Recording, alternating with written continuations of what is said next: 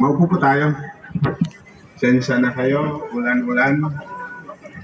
Kanina ho, kinuwento ko kay Mayor Dada at doon sa mga guests namin sa loob ng conference room. Nung naghain ako ng kandidatura, umulan. Nung nangampanya ako, umulan. Nang nag-take out ako, umulan. At ngayon, inauguration ng address, umulan pa rin. Pero sabi nga ni Dr. Rason, tanggapin mo yan na isang malaking blessing. So pasensya kayo, ang ulan ay blessing. Una, nahiya naman din ho ako doon sa mga kasama ko sa Sangguniang Panlalawigan. Medyo pagpapaumanhin nyo, nalagay ata kayo sa baba. Lalo na kay Sir Kando. Sir Kan, dati kong boss, nung congressman siya. Si Kaan Kemon, Amban Kapitan, Mayor, duk may representative ne, may konsehal, Raayat Basilan, magsukol si Kaam, si Kahadirbi, si Alawinin. Hindi po ako magbanggit ng tigi-isang pangalan dahil magkakilala naman tayo at kilala nyo rin. Pero maliban, may mga special guest o tayo. Una, nais kong banggitin si Senator Robin Padilla, pero pinadala ho ang kanyang anak, si Queenie Padilla. Maraming salamat, Queenie, sa pagdalo. Meron din ho kaming kaibigan, si Senator Robin ho, mula pa nung anak Mindanao ako patungo kay Mayor Dada hanggang naging arm ako at ngayon lagi ho kasangga namin sa pagseserbisyo sa ating mga kababayan. Ganon din ho, gusto kong banggitin si Julkifli Baharom, ang kaibigan namin sa Malaysia na andito rin ho ngayon. Dating profesor sa isang universidad at pag may problema ho kami sa Malaysia sa pag-aaral ng aming mga anak, siya ho yung nag-assist, kasama ho yung kanyang asawa. Of course, yung isang vlogger na nagpasikat nung Basilan, nung hindi pa po tayo totally ASG free, nangahas, pumunta ho rito. By accident, nagkita lang kami sa barter trade sa May Pilar Street sa Zamboanga. Si Kulas. Andiyan ho. Hindi na ho yan Canadian, Pilipino na. Isa po akong co-author sa pagkaka-Pilipino ni Kulas. Sa ating Brigade Commander, Brigadier General Alvin Luzon, bukas ho, aalis na yan sa Basilan. Pero maraming salamat, General Luzon, dahil naging malaya kami sa inyong mga sakripisyo at sa lahat ng mga general at mga sundalo na dumaan dito sa aming lalawigan. Kay PD at sa lahat, paumanhin nyo, parang bumuhos na ang ulan. Kung merong hindi mabanggit, pagpaumanhin nyo talaga ho, lahat. Mamaya babanggitin ko. Basahin ko na muna. Bismillahirrahmanirrahim. Assalamualaikum warahmatullahi ta'ala wabarakatuh. Ngayon ang unang araw natin ng paninilbihan bilang inyong gobernador. Pero ang totoo, matagal na tayong magkasama at kilala ang isa't isa. Kilala niyo ako bilang kinatawan sa Kongreso kung saan isinulong natin ang mga proyekto at batas na nagtataguyod ng ating dangal, karapatan at kinabukasan. Sa katunayan ho, ang Basilan State College ay naging universidad.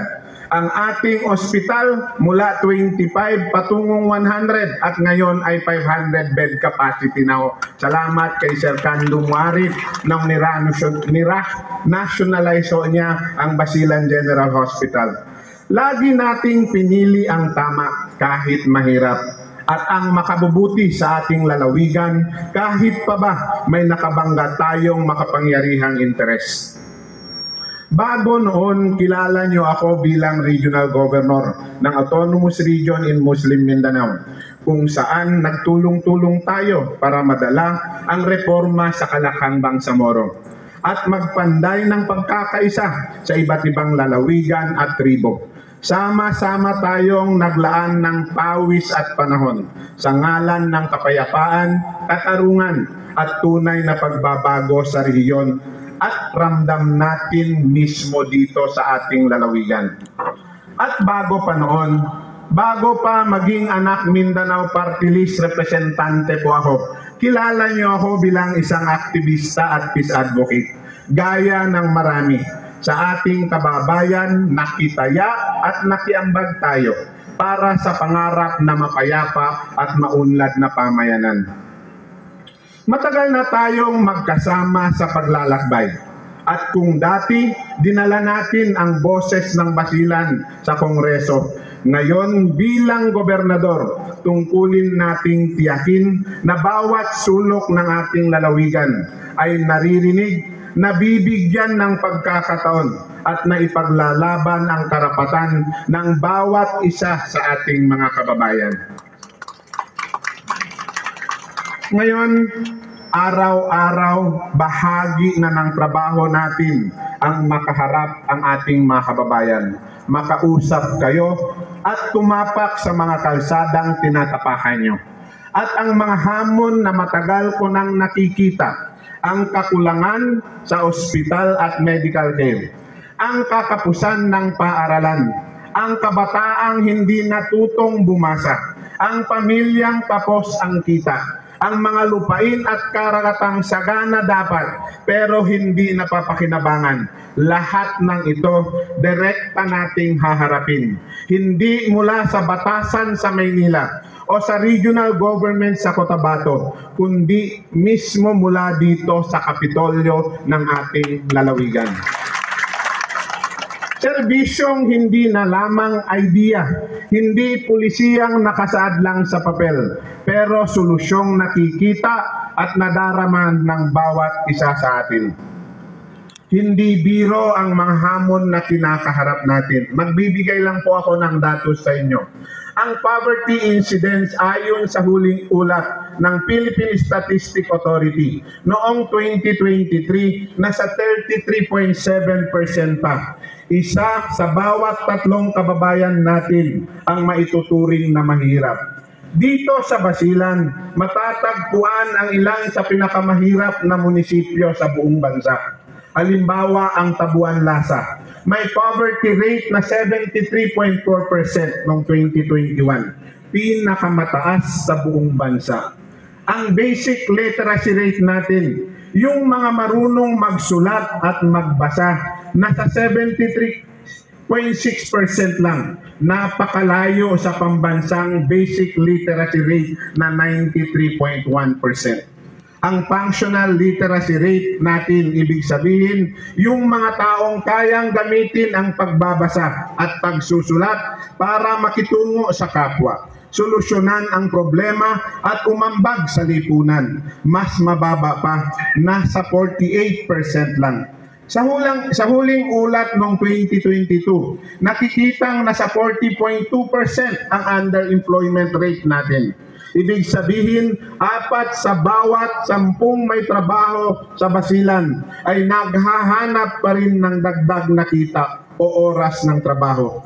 Marami pa rin sa ating mga kababayan hindi sapat ang kinikita kahit may hanap buhay na. Sinasabi ko sa inyo to para idiin. Matinding pagsisikap ang kailangan sa mga darating na panahon. Hindi pwedeng mag-atubili, hindi pwedeng magpatumpik-tumpik. Kaya nga ang panata natin, sa unang 100 araw ng pinililbihan natin, hit the ground running agad tayo. At magsisimula tayo sa matagal ko nang sinasabi, ugat ng kahirapan, ang katiwalian sa loob ng pamahalaan. At dahil nangyari ang katiwalian ng palihim, ang pinakamabisang gamot dito ay transparency. Ang pagbibilad ng mga gawain ng gobyerno para kita kahit sino ang nangyayari ang proseso at proyekto.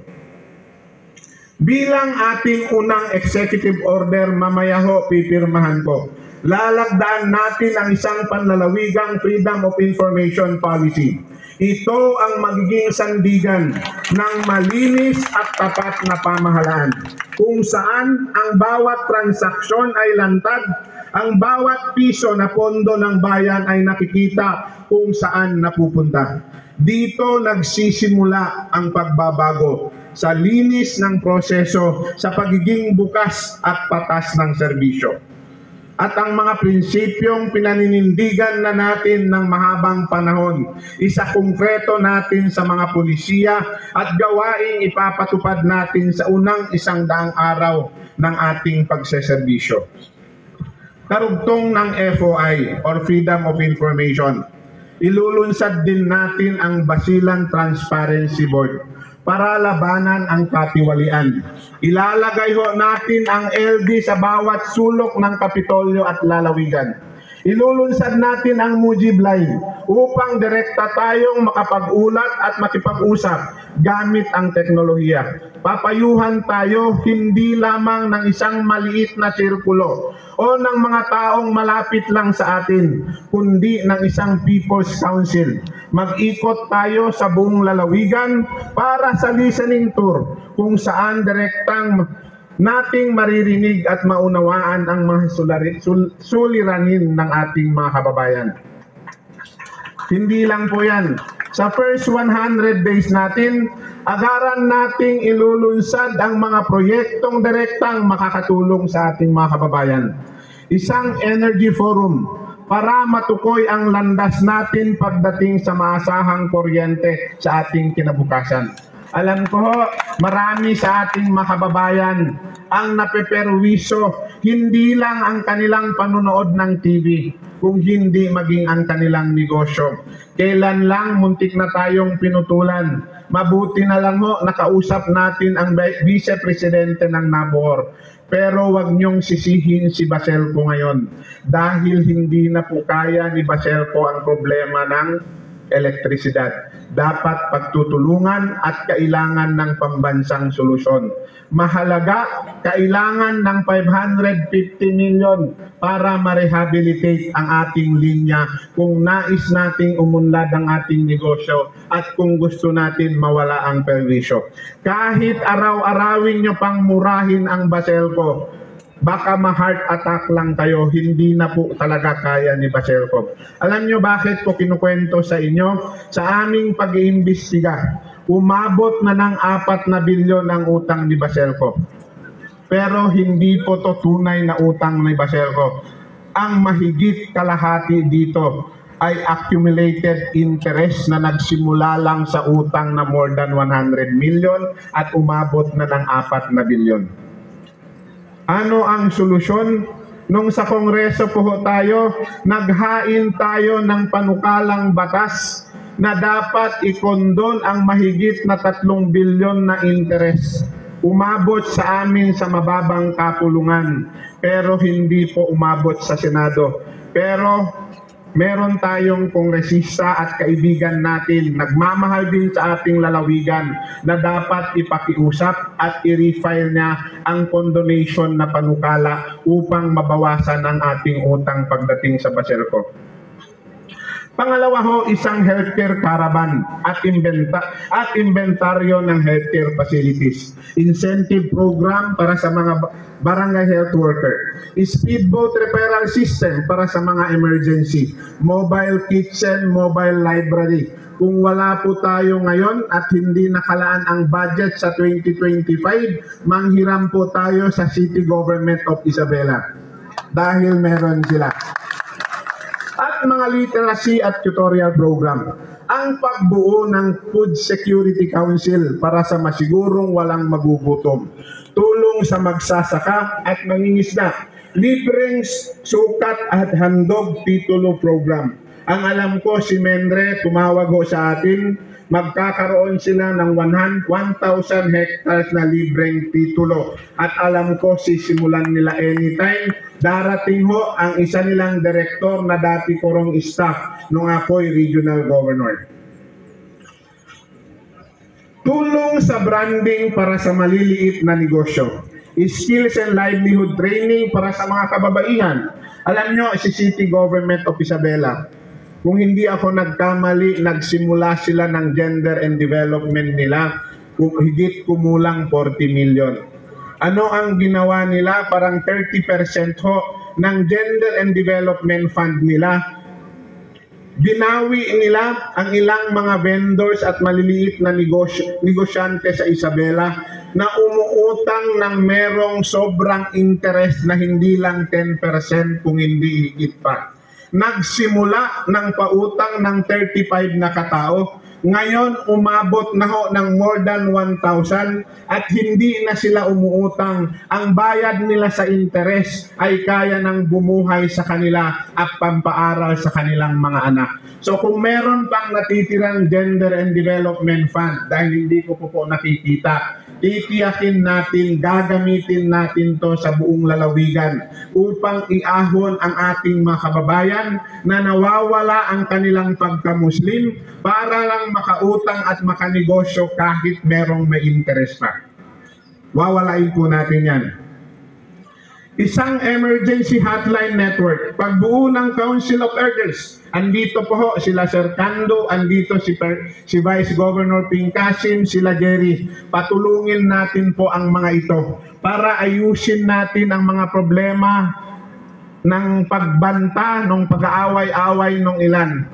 Kahit ho, alam natin hindi nila kaya, pero pilitin natin na dapat kaya nila dahil malaking ambag ang kanilang opinion at idea sa pag-address ng mga problema na alam ko hinaharap natin ngayon. Sabihin ho natin na ASG free tayo, pero ang totoo lang, marami pa rin sa ating mga kababayan, malaking dagok sa kanila, sa kanilang paghihirap, ang problema ng pagbanta at away-away sa loob ng kanilang komunidad. Halimbawa na lang, bigyan ko kayo ng halimbawa sa Albarca. Isang barangay sa Kaulungan, sa Loob Bisaya at sa andito ang kapitan. At sila mismo ang nag-away. Pero sinabi ko na sa kanya, dapat ayusin natin ang problema na ito sa mas madaling panahon. Hindi ho aahon ang Albarca kahit sino pa ang mayor dyan habang hindi mag-aayos ang mga mayor at ang kanilang mga kalaban sa loob ng kanilang pinaglilingkuran. Tapos na po ang eleksyon, panahon ito ng pagsisilbi natin. Hayaan nyo na yung away natin nung panahon ng eleksyon, kalimutan natin. Kung hindi tayo magsawa sa away, punta ho tayo ng Middle East makipag-away. Pero wag dito sa ating lalawigan. Bubuin din ho natin ang Madaris Council, maliban sa Council of Elders. Bakit ho? Dahil napakahalaga ang kanilang ambag. Nang sinimulan natin ang problema ho natin sa Abu Sayyaf, kontra terorismo, alam natin ang ating mga ulama, ang ating mga katuwang. Ilang beses nang nagdeklara ng halos martial law at state of emergency dito sa ating lalawigan. Nahuli na ang mga hindi dapat hulihin, pero hindi naging solusyon sa pag-address ng terorismo, bagkus lalong lumama ang terorismo. Kaya nga ho, babuhayin natin ulit ang PAVE 2.0 o Program Against Violent Extremism. Bigyan natin sila ng kabuhayan. Huwag po nating gawing picture-picture lang at PR ang mga nagbalik loob na ating mga dating mga Abu Sayyaf. Seryoso tayo, dapat manumbalik sila sa komunidad at sa ating lipunan sa pamamagitan ng pagbibigay ng kabuhayan sa kanila. Simula pa lang ito. Pero yan ang tatayong unang salbo ng mga plano nating mahabang panahon ng tapat at maasahang paninilbihan sa Basilan. Ang buong programa ng ating pamahalaan ay itatayo natin sa isang bagong balangkas, ang Basilan Helps. Letter H, letter E, letter L, letter P, letter S. Mamaya, papaliwanag ko sa inyo. Ito yung direksyon ng pamamahala natin sa loob ng 10 dekada at sa loob ng 1 dekada kung papatnubayan tayo ng buong may kapal. Sa susunod na dekada, hangad nating magtatag ng Basilan na hindi lamang nakakabangon mula sa likas na hamon ng kahirapan at karahasan, kundi lumalampas pa. Magiging huwaran tayo ng kaunlaran, katarungan at malasakit.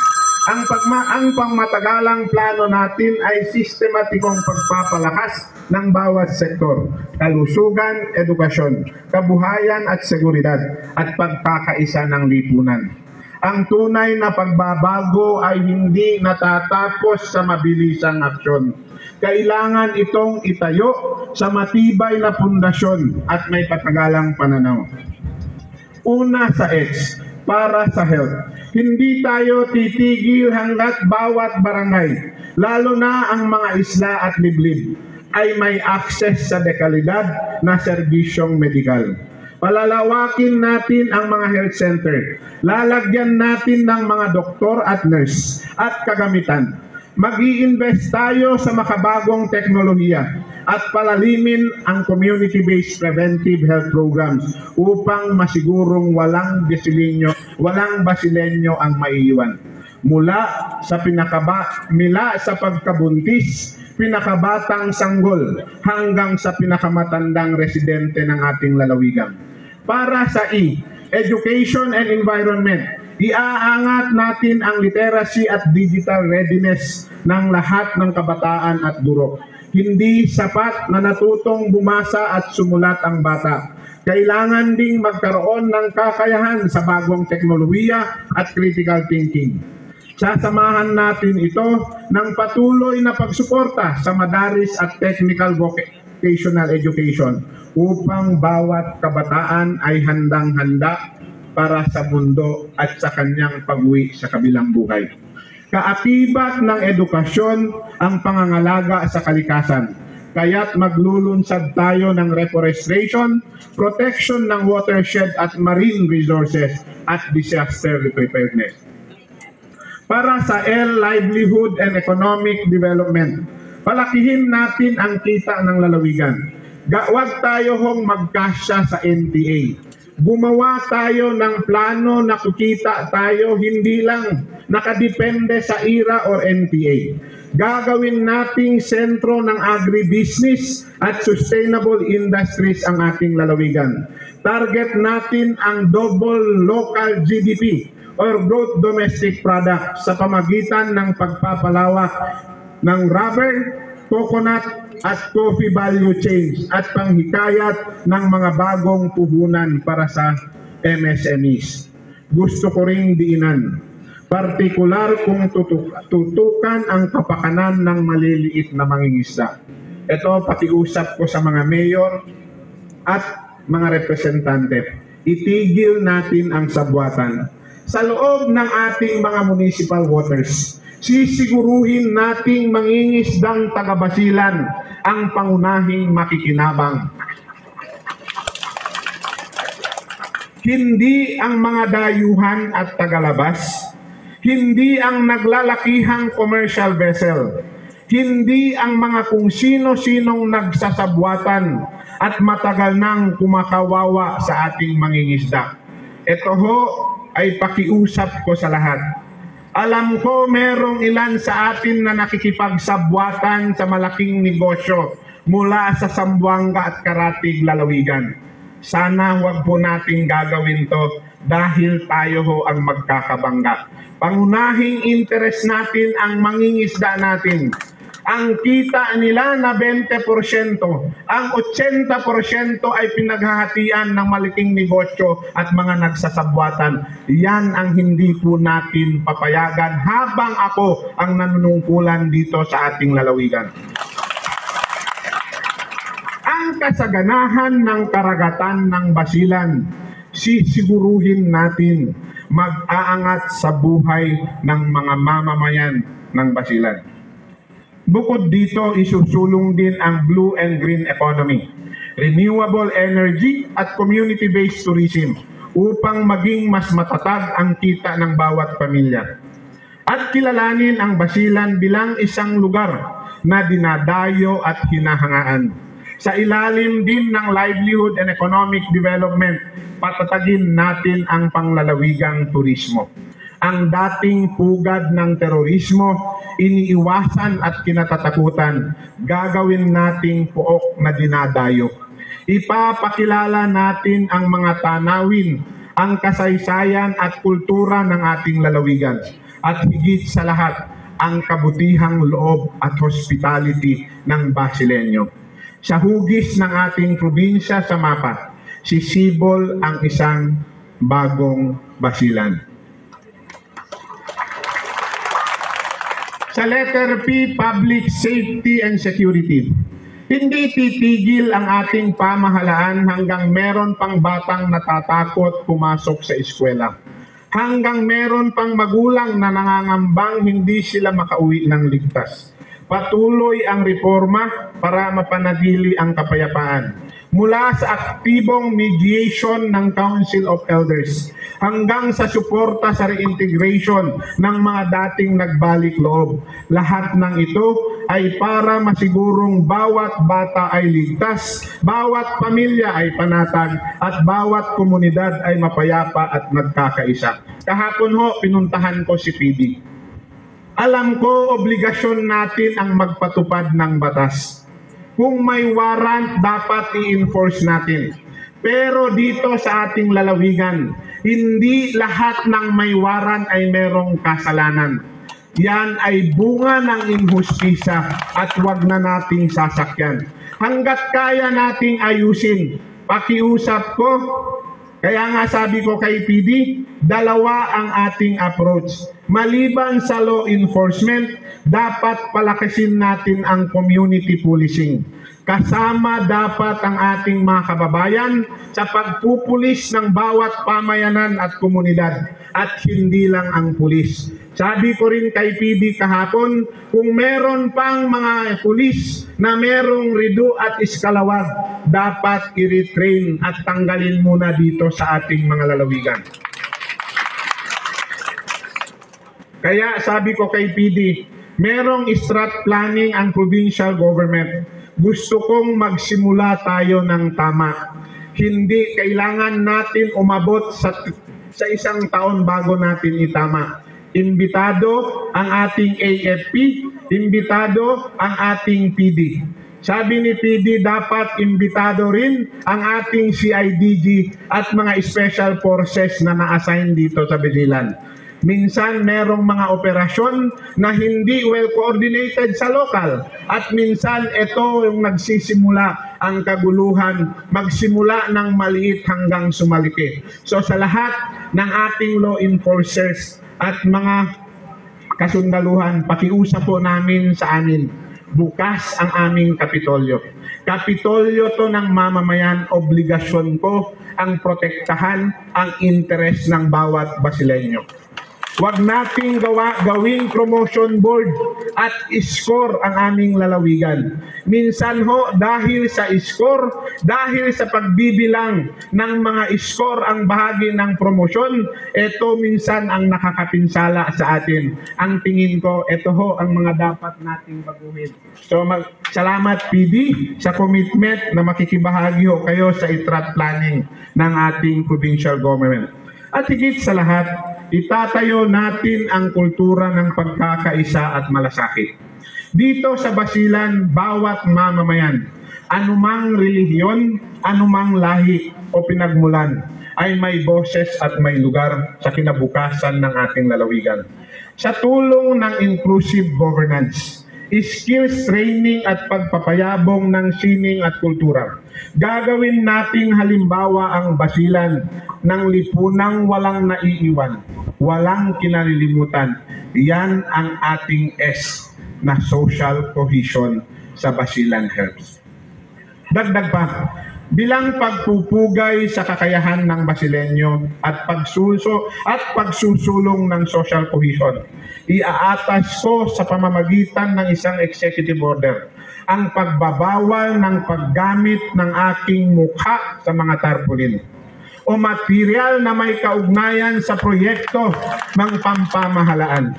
Kanina sinabihan ko na ang DPWH dahil meron pang mga project nung panahon na congressman ako, tanggalin ang lahat ng tarpaulin na may pangalan ako at meron hong picture ako.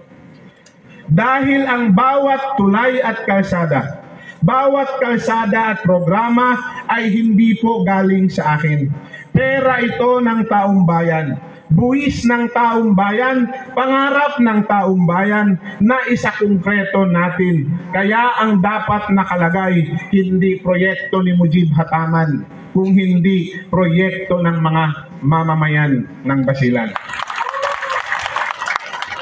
Itong Basilan Helps, Health, Education and Environment, Livelihood and Economic Development, Public Safety and Security, at Social Cohesion ang ating agendang pampamahalaan. At ang mga ito, ang bawat pulisiya at proyekto ay nakatuntong sa matibay na filosofiya ng pamahalang adil. Malinaw sa bawat isa sa atin, luwa lagi bang kita Muslim, katauhan kami bang ine mining adilin. Malinaw sa bawat isa sa atin ang ibig sabihin ng adil, patas at makatarungang pamamahala. Dagdag dito ang ibig ding sabihin ng adil, A, para sa accountability at transparent. Tayong mga lingkod bayan, hindi kailangang hingiin ng ating mga kababayan na meron tayong obligasyon sa kanila. At dapat malinaw at wala tayong tinatago. Si kitebi kebon, masul kitebi, si raayat tebi, bang kitebi nakura dem kauman.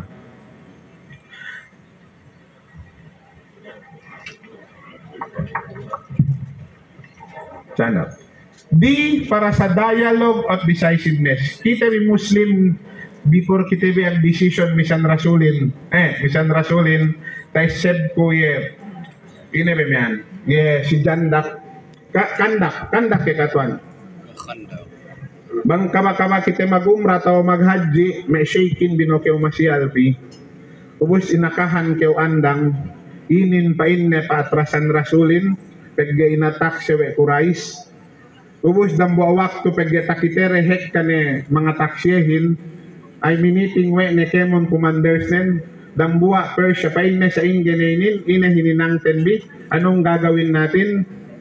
Sampay niya deng Jerambua Persian si Salman Parisi sambong lenya Rasulullah bukite pa inne gay bugay ta eddo eryate inin pa inne nga hinang kite kanal palibot tinuhot Rasulin hangkan ne paing ko importante mahalaga ho sa Islam at sa Muslim hindi ho diktador, hindi nagmamando, hindi ho boss kung hindi dapat kinukonsulta ang lahat. Lalo't-lalo pa kung interes ng lahat ang pinag-uusapan. So ito ho ang napakahalaga. Hangkan ga taaset, sila isi area miyaan hangkan inalenan we de kandak pasal mapalibot doang miyaan.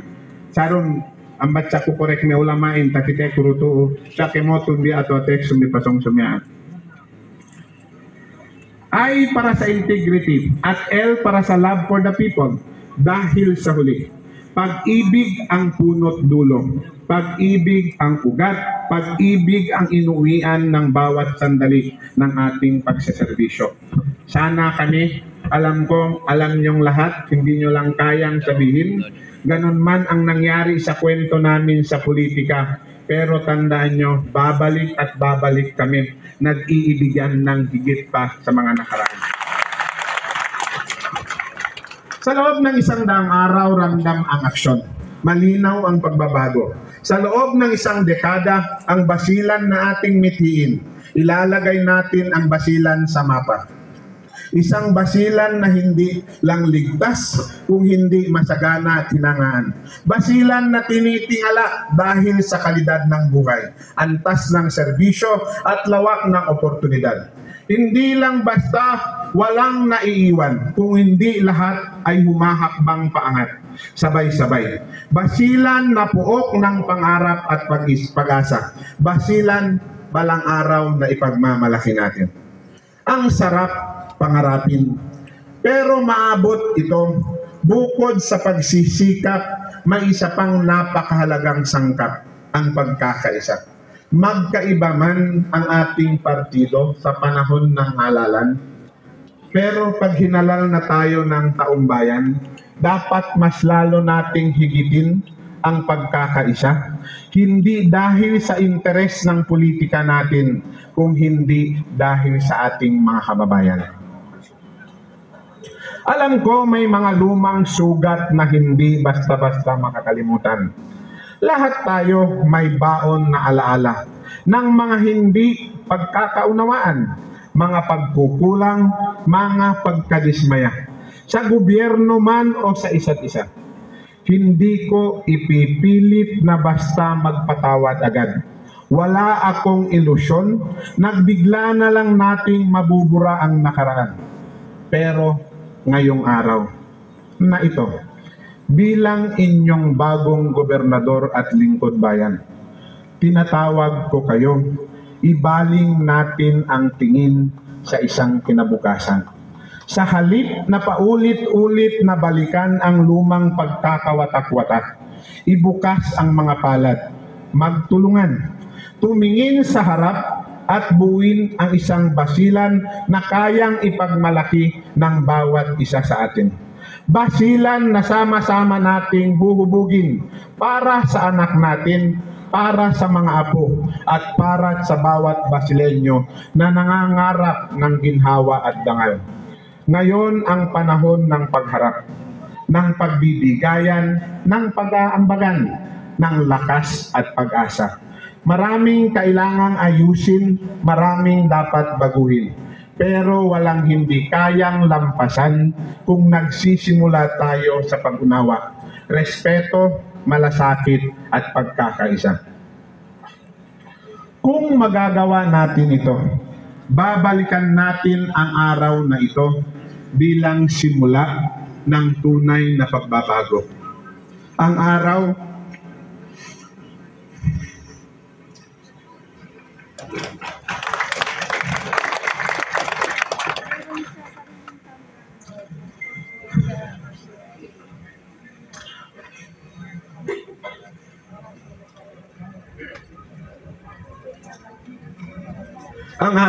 na pinili nating magkaisa at magsimula ng paglalakbay tungo sa basilan na ating mga pangarap.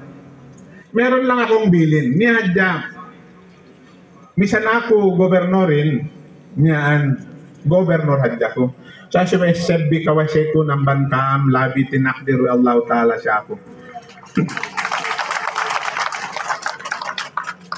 Niadya tawasa ko, actually po si Dada, sampay sa ko, tinakahan na inebang kajari lamod ko si speech ko. So gagaan ko nga lamod ne, history ko hadya si Kaan. Si Omar, si Abu Bakar, jaman ne, tayo ng kalipa, agurong gab sa inin, speech na. Inabis sa si Abu Bakarin, tapos do ka to istad satal. Pain na hininangkon, dumain langgal saratuhan doksun na trasulin, tuhuton ko. Sumagwa, bang pag nakura kun dumain ne aturan agama, doksun na trasulin, paissebanon di ko, dukda ko tuhuton di. So pos bilai, maid ko si Kaam, magsukur si Kaam, Serkan, Jan, Pingkasim, Hatimil, tiatuinday ko si Sir Jerry, bang tiaturuab, Kemon, may line agencies, sa kita ko si DE, may kaulamaante, di si Katuan Munil, si Doc, Katuan Hasan, Luxindue, Katuan Ibrahim, si may board member, kami, alam ko magkaiba tayo ng partido, pero dapat nating tandaan, ang partido natin, hindi yung partido ng eleksyon, kung hindi ang partido natin ang Basileño. Sila ang dapat nating pagsisilbihan at hindi kung sino mang master. Bukas ang Kapitolyo. Hindi po ito Kapitolyo lang ng provincial government. Ito ay Kapitolyo ng mamamayan at Kapitolyo ng Basileño. Maraming salamat po. Wassalamualaikum warahmatullahi ta'ala wabarakatuh. Maraming salamat po. The People's Governor of Basilan, Governor Mujib S. Hataman. Mga kababayan, sabay-sabay po tayong tumayo bilang pagtanggap at pagkilala natin sa ating bagong liderato, ang bagong simula. Magkaisa po tayo at sabay-sabay nating awitin ang Fair Basilan.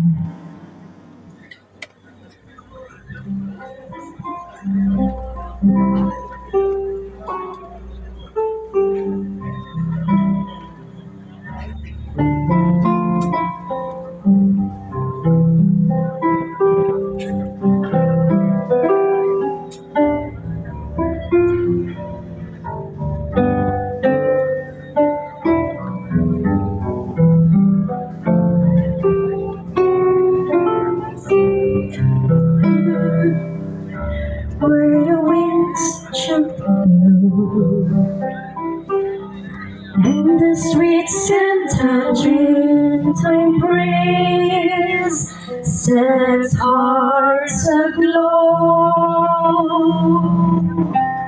Land bathed in moonlight, watched by wandering stars. You're a heaven of pure delight, filled with music of guitars.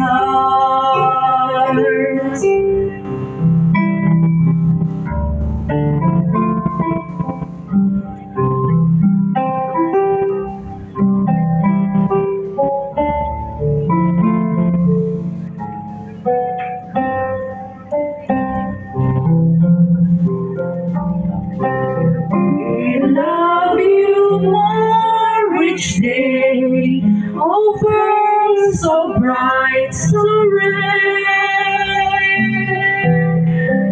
Your beauty all can see is far beyond compare.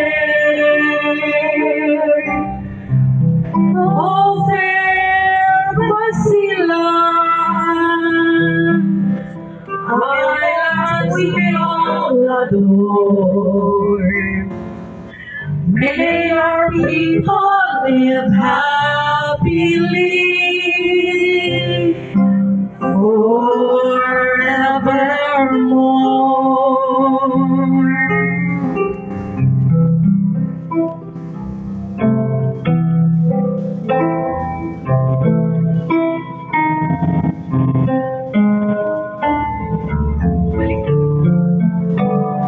Oh, fair Basilan,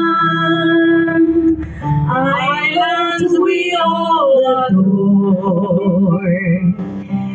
May your people live happily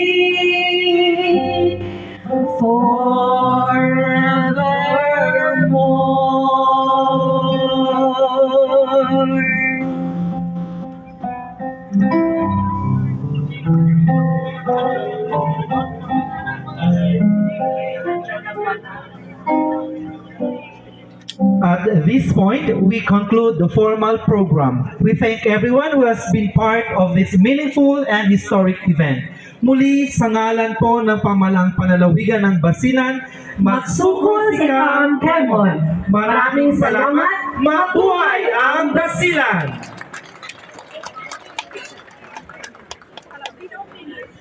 Inaanyahan po namin ang ating mga bisita sa ating pagkain, na meron tayong mga pagkain na naka-station po